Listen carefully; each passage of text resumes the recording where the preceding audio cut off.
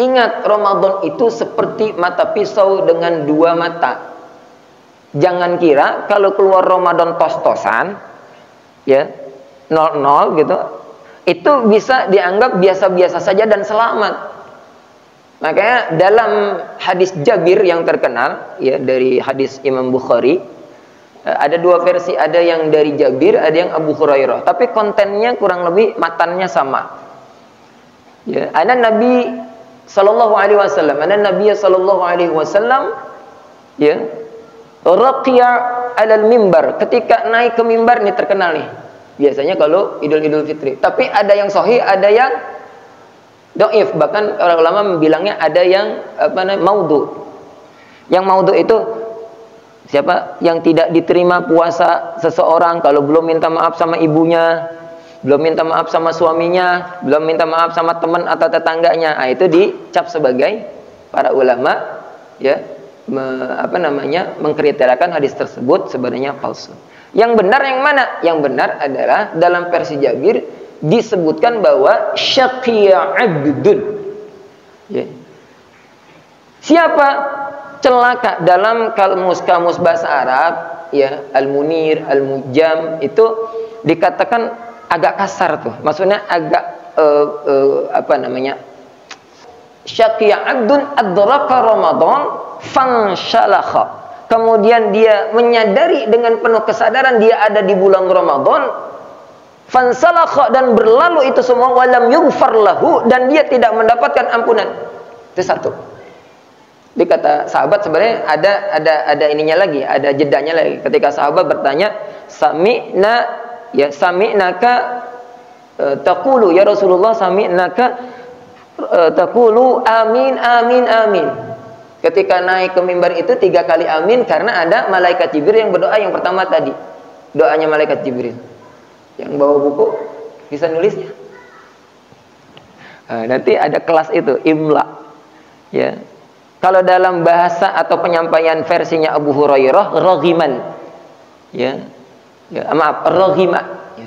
Raghima abdin, raghima abdin, raghima anfu abdin, tercoreng penuh kemaluan, maksudnya penuh dengan kehinaan ketika seseorang tadi, ketika dakhala Ramadan, masuk Ramadan, tapi ketika keluar Ramadan cuma dapat baju baru.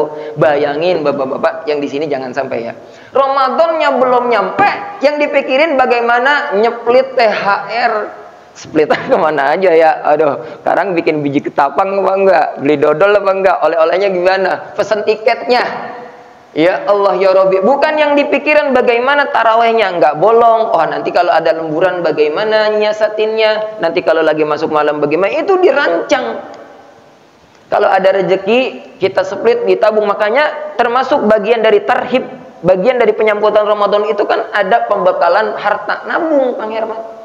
Supaya nanti setiap harinya bukan cuma ketika dijatah, dipiket, kasih iftar, kan ada ya? Kalau di sini ada ya? Dikasih itu selebaran, siapa yang hari ini ngasih iftar, digilir nggak? Dijadwal nggak? Biasanya kalau di perumahan ada ngasih iftar, makan buka puasa, ya? Hah? Dijadwal ya? Ini mah baru nerima lembaran, ya 2 kali ini sebulan, dia 2 kali. Harusnya malah justru pengennya setiap hari. Tentu dengan sesuai kemampuan. Makanya tadinya, setelah tadi mengingat bahwa ada ancaman orang yang celaka kalau nggak serius memasuki bulan Ramadan, benar-benar bergembira dengan datangnya Ramadan, nggak biasa saja tapi celaka, luar biasa kebangetannya, syaqiyah. Ya. Kemudian apa? Yang termasuk yang ketiga adalah mempelajari kembali fadhailul amal. Fadhailul amal. Mana amal-amal yang afdol? Termasuk tadi memberi bukaan orang buka puasa. Di sini masih ada yang suka ikut jemputan apa naik motor semua ke. Nah, kalau ikut jemputan tuh bawa kurma. Tas itu rangsel isi kurma, 3 butir diadakan ya, plastik sambal. Kang Heran, emang kedah niat. Makanya tadi dimaksudkan ihtisaban. Kalau hasiba, ya hasiba yahsabu. Ayahsabu allai yarahu ahad, alam naj'al lahu ainain wa lisana wa syafain. Kalau hasiba itu menghitung atau perhitungannya biasa saja. Tapi kalau udah masuk wajan ihtasaba, yahtasibu, ihtisaban, maka digunakan ihtisaban. Itu perhitungan persiapannya lebih gigih, lebih kuat. Jadi ada penguatan makna, pindah wazan kalau dalam bahasa nahwu. Ya, dalam bahasa sorof maaf. Ya. Jadi ihtisaban, maka niat banget ya Ustaz. Emang harus niat. Emang harus ihtisaban. Kalau biasanya kan diterjemahkan yang puasa karena Allah, yang puasa dengan ikhlas dan mengharap pahala dari Allah. Maka termasuk perhitungan tadi belajar fadailul amal. Dulu pernah saya bilang 24 derajat lebih tinggi kalau sholat berjamaah. Baru ngitung sholat berjamaah doang tuh. Atau 27 di hadis yang lain. Ya, ada yang bilang adalah apa namanya? Sab'in wa isyrina darajah, 27 derajat. Tapi karena berhubung kita suka lalai, enggak ngitung, jadi ya kita yang di sini atau orang-orang yang di luar sana itu menganggap di rumahnya biasa aja. Yang penting gue udah sholat.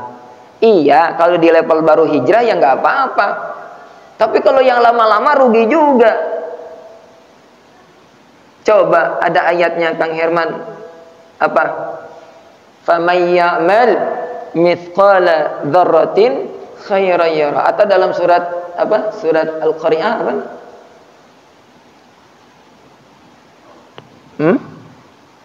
Dalam surat Al-Qari'ah, siapa yang timbangannya baik, banyak lebih banyak baiknya, maka akan selamat. Siapa yang timbangannya banyak kejahatannya, maka akan celaka. Apa? Al-Qari'ah, masa nggak hafal Al-Qari'ah? Hah? Fa'amma man thaqulat, thaqil, berat, thaqulat mawazinu fahuwa fi 'ishatir radiyah. Wa amma man khaffat mawazinu fa ummuhu hawiyah. Siapa yang justru lebih berat kejahatannya akan masuk hawiyah. Wa ma adraka ma hiya narun hamiyah. Apakah hawiyah? Itu neraka yang menyala-nyala. Sekarang enggak berasa di rumah sama di masjid. Di rumah sama di musola. Nanti pas di yaumil mizan baru bengong. Aduh ya ternyata 27 Pak Yopi bisnis jualan nih, jualan misalnya kue. Ketika di Atakwa lagi ada bazar Ramadan, kuenya Pak Yopi dari 1000 di khusus bazar kita hargain 27.000 satu kue. Atau kita nih gaji yang biasa misalnya terima 10 juta jadi 270 juta dikali 27. Kira-kira resign pindah apa meneng wae apa nolak? Ya, meneng wae ngelamun. Enggak, ini sekiranya seperti itu, kalau yang normal kira-kira menolak atau pindah? Ditawarin 27 dari gaji 1 juta jadi 27 juta. Yang masih waras pasti pindah. Ya tentunya yang halal, kerjanya yang baik. Kan seperti itu kan logikanya, analoginya. Tapi sekarang kita nggak ngejar tuh yang kayak gitu. Kenapa? Karena nggak berhitung. Termasuk nggak berhitung dosa. Coba kalau di rumah kita yang tadi faman ya'mal mithqala ada timbangannya. Di rumah kita ada timbangan supaya nanti ini loh progres kamu masih berat apanya? Berat dosanya. Ya enggak? Kalau ada di rumah kita, ini loh progres kamu nanti nih, nanti kalau di yaumil mizan kamu nih kayak gini. Pasti kita bersemangat. Tapi kan Allah sengaja karena tadi liyabluwakum. Kalau dikasih bocorannya, timbangannya dikasih tahu, itu bukan ujian namanya. Nah, inilah kita makanya belajar ihtisaban itu sebenarnya tidak berlaku untuk Ramadan aja, tapi seluruh kehidupan kita harus senantiasa ihtisaban, hitung-hitungan, gitu. Ya, tadi hadisnya sebenarnya ada 2 lagi kriterianya. Selain orang yang celaka itu ketika masuk Ramadan, keluar Ramadan tidak mendapatkan ampunan, yang satu lagi apa? Ad-duraka walidihi atau ahaduhuma atau salah satunya dia mendapatkan walidayhi, mendapatkan kedua orang tuanya, ya, sadar hidup bersama orang tuanya atau orang tua yang masih hidup, atau salah satunya Tapi apa? Tapi dia tidak bisa menjadikan itu wasilah ya untuk masuk surga. Ya, tidak bisa menjadikannya wasilah untuk masuk surga.